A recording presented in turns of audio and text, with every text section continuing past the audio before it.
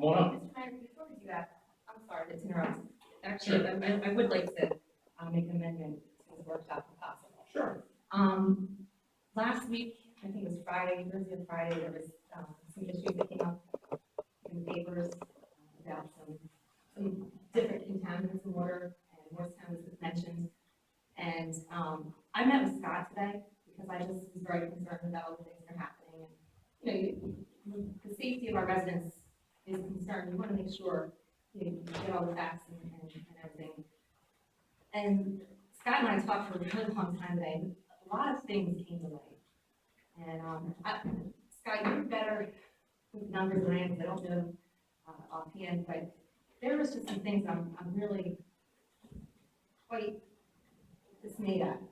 And I think that, a lot of ridiculous things are happening at the DEP level with some, residents that are in town, trying to make this, water issue a very scary thing. And that concerns me. So, Scott, I don't know how you want to. Yeah. Go ahead, just jump in there. I'm sorry, because it was something I was very, very concerned about. And I want Scott to take it to kind of summarize our talk today. And I did get a couple phone calls, Mr. Mayor, from the council after the issue came out last week, and essentially what it was advocacy group came out with a report, nationwide report, on a contaminant called chromium-6, which a lot of people might remember from the Aaron Brockman issue. The fact that it was found in roughly 2/3 of the water systems in the country. And when Stacy came to talk to me about it today, one of the things that the conversation turned into is over the past 18 months, 2 years almost now, I've used the word peculiar to describe how we've been treated by the DEP in certain situations. And this was actually the second story in the last few weeks that I think highlighted, I agree with Stacy, almost an alarming way that we've been treated. Before I talk about the chromium-6, let me first talk about the first article, which came out, I think, about 3 weeks ago. And it was an article that discussed the fact that Maple Shade residents showed up at a meeting, complained about dirty water, and the issue came up with the fact that TCP has, or rather Maple Shade has TCP in their water. And the article that was in the Burlington County Times as a result of that meeting had a quote from the spokesperson from DEP, Larry Hana. This is what I got really And antenna about. And I'll be quick, Mr. Mayor, because I know the chief's waiting here, but I'm going to read directly what it says in the paper. DEP spokesman Larry Hana said the agency recommended continue monitoring of Maple Shade as it pursues a treatment solution because the treated water has been constantly close to accepted TCP levels. We're talking about very tiny numbers here. 1 part per billion is the equivalent of 1 drop in an Olympic-sized swimming pool, Hana said. And when I read this, I went back to the recommendation that we received from the DEP almost 2 years ago. We're on the year anniversary, October 3rd, 2014. And I brought a copy of that because there's some dialogue in this recommendation that I think has gone under the radar for most of the time we've been dealing with this. We first received an email from Eugene Callahan from DEP, October 3rd, to Bill Butler. This was short and sweet. It basically just said, and I'm quoting here, I would strongly again recommend to the township shut them off ASAP, talking about well 79, and keep them off as long as possible. Bill had actually sent an email before that because he had had conversations with Gene Callahan and Linda Walsh about the TCP in the water.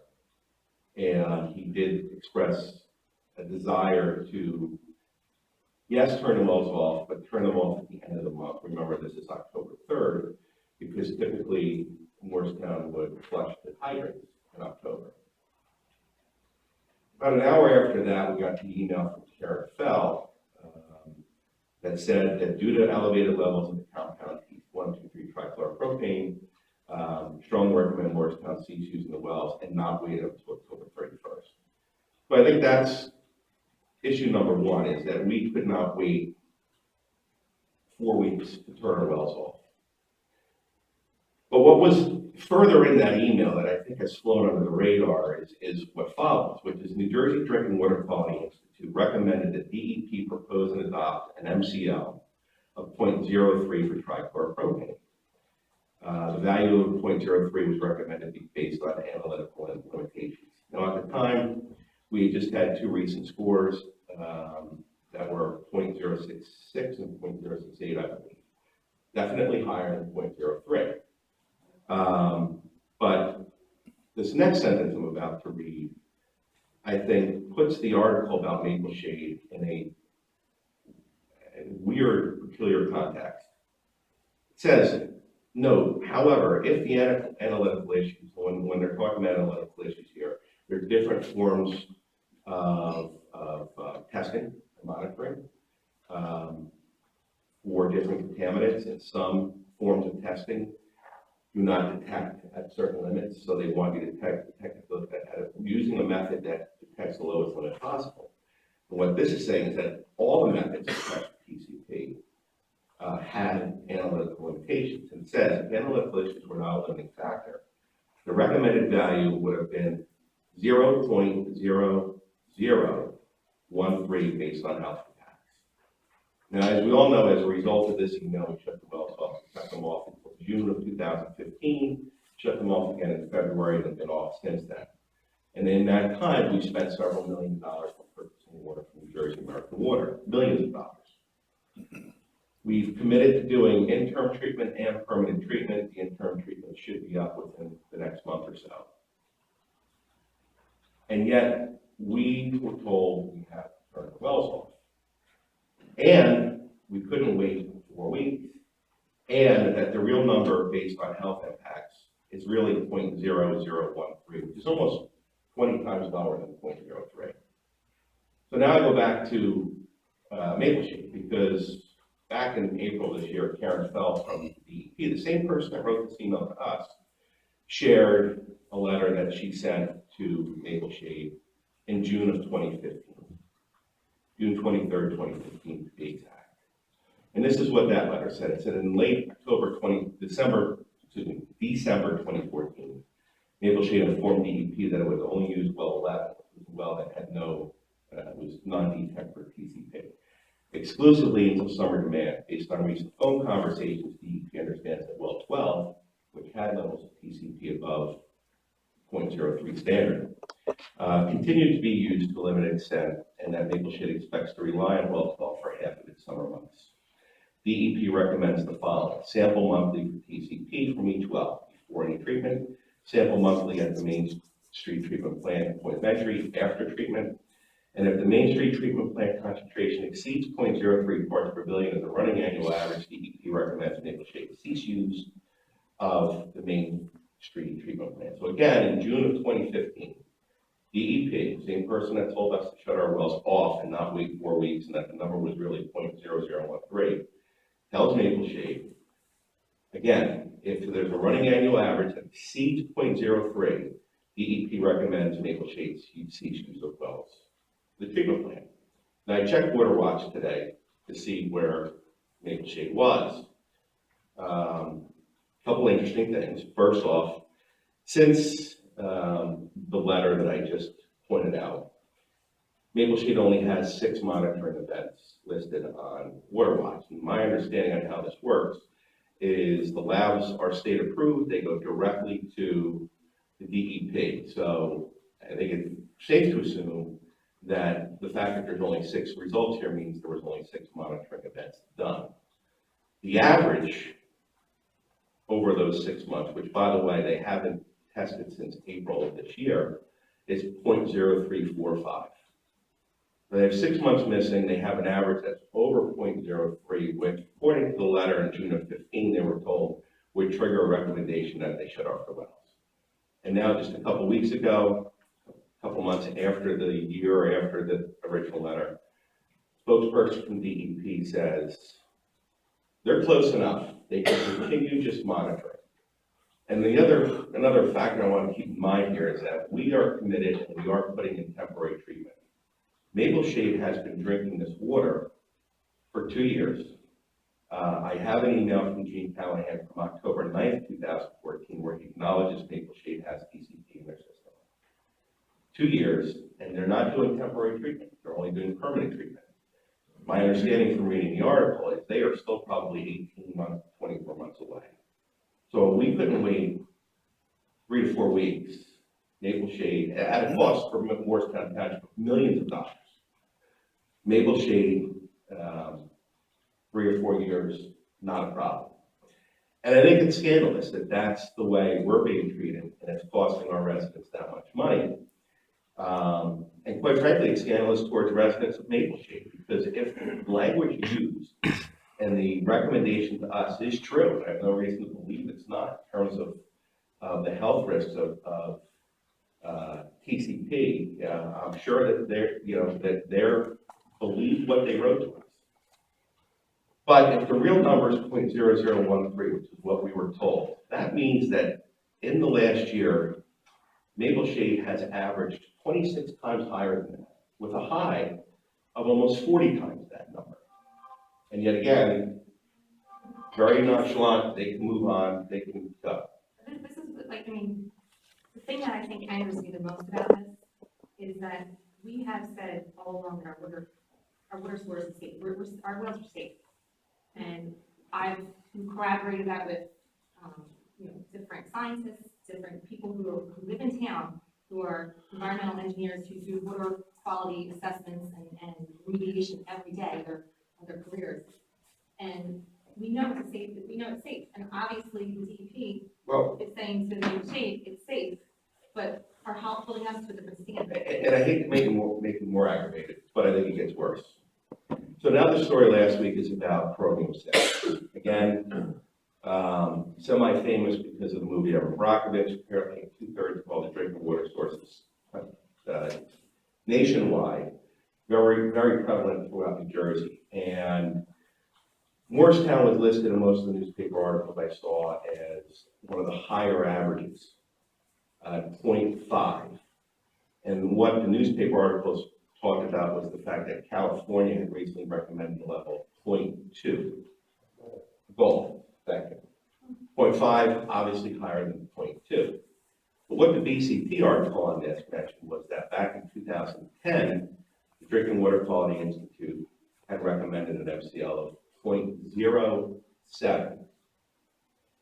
0.07 is their number. It's what they talked about back in 2010, which precedes our issues in 2014. And what we have from the UCMR 3 results is that Kings Highway was a non-detect, no chromium 6 found at all. North Church Street had 2 scores, averaged 0.112, higher than 0.07 by a factor of about 1.5, but lower than the California goal. But what got us to that high average was the fact that we had scores taken from the interconnect. Just check what New Jersey American Water's numbers coming in, and those numbers were as follows. 1.3, 1.17.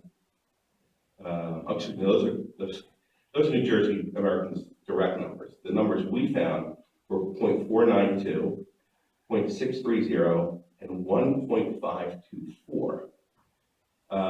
Then you add the New Jersey American Water numbers from UCMR 3, and I just read about 1.17 and 1.07. Essentially, what's happened is there's a Drinking Water Quality Institute recommendation, which was used against us to shut our wells down for TCP. There was also, at that time, a Drinking Water Quality Institute recommendation for chromium 6, at which time being October of 2014, we were told to shut our wells off, that the DEP knew, based on the UCMR 3 results, that New Jersey American Water had chromium 6 in this water we were getting at a roughly 16 times higher than what the Drinking Water Quality Institute had recommended. That we did not have this prevalent in our own water, but it was in the water we were purchasing from Jersey American. So again, it's a difference in how we're being treated. The Jersey Drinking Water Quality Institute comes into play when we have PCP in our wells. It's not come into play when the Jersey American Water has chromium 6 in their system. But my understanding from the research I've been able to do is chromium 6 is not a, I think that, not something you want to be messing around with. That's not a contaminant that you want in your water. And yet, we didn't have any in our water, in our wells. We were told by the DEP, shut our wells down and use water from New Jersey American. That had the chromium 6. Has chromium. Which goes to show me that what's going on is not about the safety of our residents. It's about politics. And that's really the most frustrating part of this. And I'm really trying to keep it together because I am angry. And I can't tell you how upsetting it is to hear children in the schools telling people that their mothers got cancer from our water and scaring the kids. And people are all, just all up in arms. And here we're being forced to use a different water source that most likely is worse than ours, which we knew was safe all along. So I am really, I don't know what to do with this information. I actually have one more layer of this. Will residents get a chance to speak? Because this is outrageous. You acted like you were bringing up Lee Lieber, and then this whole conversation, the DEP would not shut us down. Excuse me, That's public fine, comment and will be everything coming else. up. You will It's have such your a time. complete farce. Kate, you will have your time. A total sham. Keep going with this farce, because you act like you had nothing to say. Enough, Kate. Yeah, Enough. ridiculous. Really say that. If there's anything I've said that you could tell me is incorrect, We had TCP, TCE, gross alpha, Right. radium We're going to 226, maintain order here. radium You're going to maintain order 226, here. 1,4-dioxane. Kate, we're going to maintain order here. Why do you Please. allow this? These guys are up here, they're expressing their You have an opinions, agenda. It's a workshop. it's a Yeah. workshop. Well, what about all the stuff from the workshop? Lee Lieber, residents. Kate, enough. I'll ask you to leave if this keeps going, okay? No outbursts. Try to remain civil. so there is one more layer to this, Mr. Mayor, and I'll be quick so we can get to Chief Lieber. Here I got a copy of the EPA's implementation guidance for radionuclides. Another issue that's come up is the fact that we have and we are dealing with the existence of gross alpha in our water from the North Church Street plant. And there was a lot of debate, and I know that there were members of the public that were lobbying the EPA and DEP to try to get us to get an MCL violation for gross alpha, which we never had. And the reason's simple.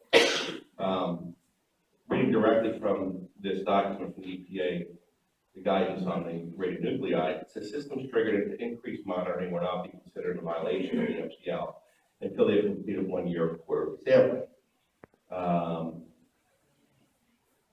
Between the third quarter of 2014 and the second quarter of 2015, where we only had 2 results. The wells were off for half a year, all but 4 days, until DEP told us to shut the wells down.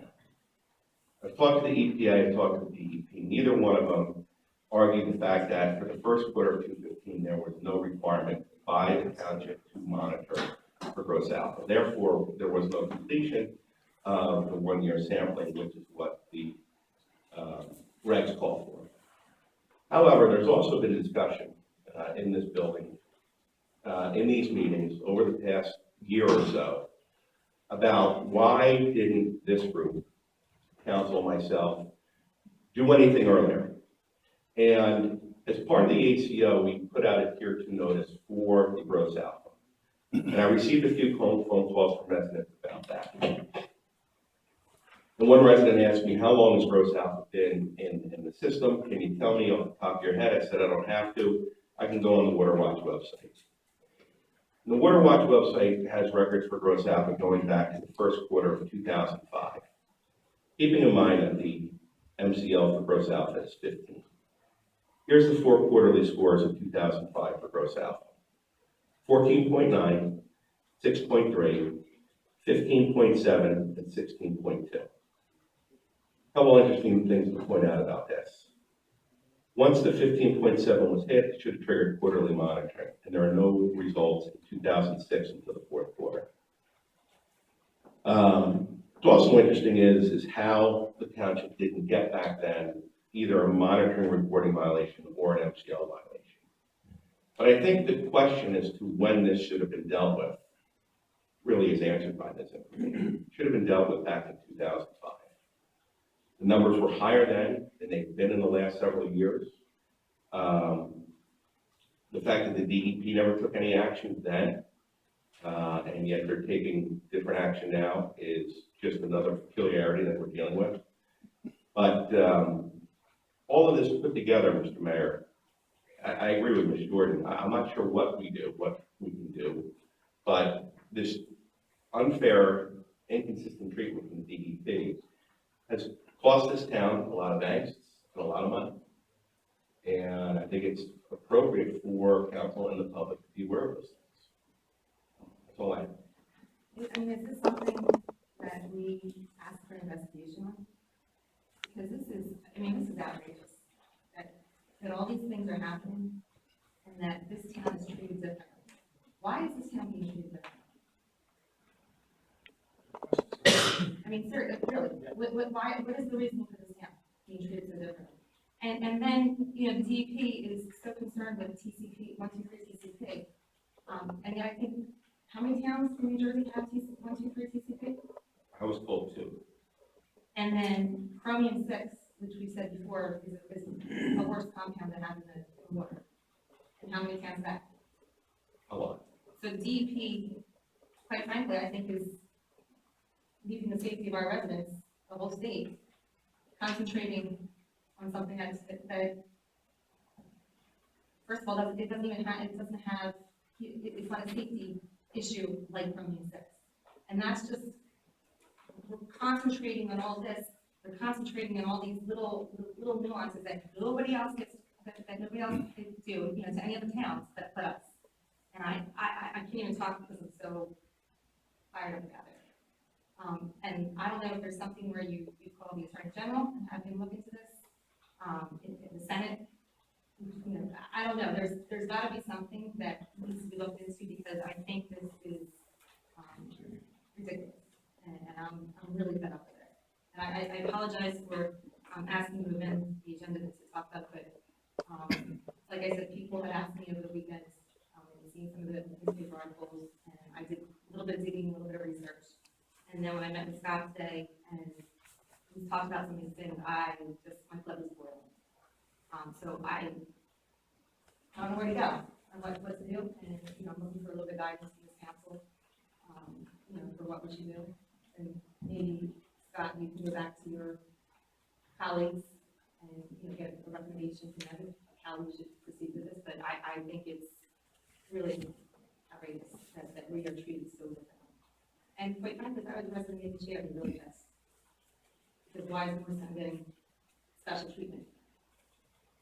You know, and, you know, but they're not good enough.